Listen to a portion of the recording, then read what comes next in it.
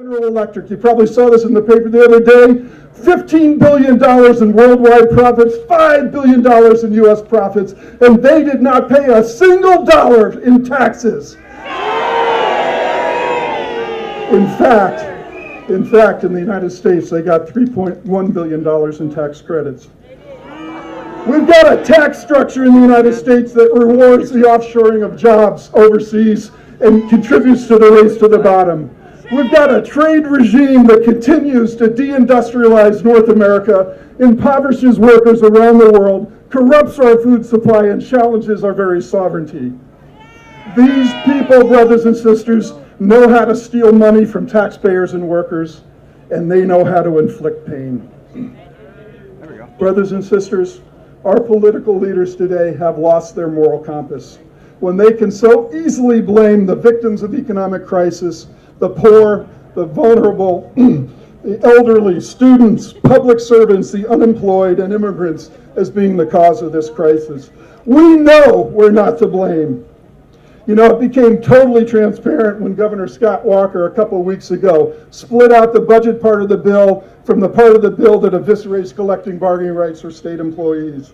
This basically, Scott Walker is moneyed up with his Koch brother addiction, and they split that bill. There is a concerted right-wing effort to grab power by stealing the democratic rights of public employee unions, and by doing this, they're attempting to break the power of the labor movement.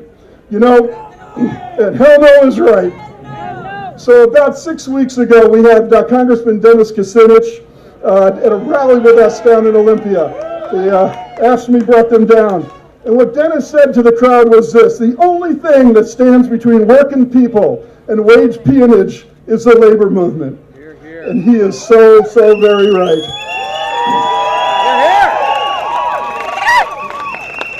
So what are we going to do? Are we going to allow them to do? And here's where I need your help again. There's two answers to these questions. One is yes, and the other one's hell no. Are we going to let them take away our collective bargaining rights? Hell no! So sweet. Are we going to allow them to contract out our jobs? Hell no! Are we going to allow them to scapegoat us for this economic crisis? Hell no! Are we going to let them foreclose on our homes? Hell no! Are we going to allow them to pit private sector workers against public sector workers? Hell no! Are we going to allow them to pit non-immigrant workers against immigrant workers? Hell no! That's right. We're not going to let them do these things. If they want a war, they got a war on their hands.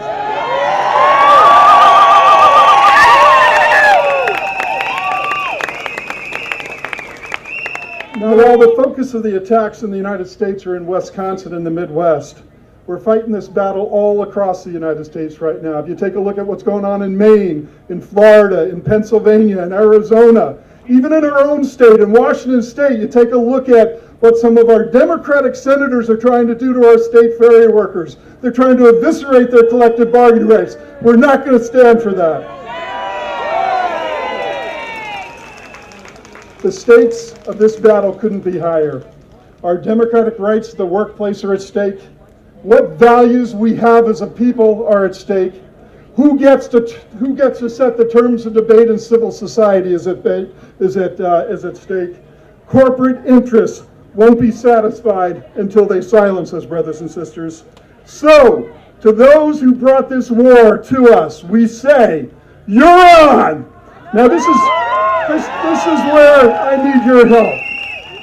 I need your help, brothers and sisters. So I'm going to say we are, and I want you to say union. And then I'm going to say we are again, and I want you to say one. But I need for you to bring this up from your toes to the top of your head, all right? You ready? Remember, we're saying this to the bankers in corporate America. We are! We are! We are! We are! We are! We are! All right, I know they heard you in Vancouver and Victoria. They heard you in Olympia and so on. But this time I want them to hear you in Madison. We are! Union! We are! One! We are! Union! We are! One! Oh, that was beautiful.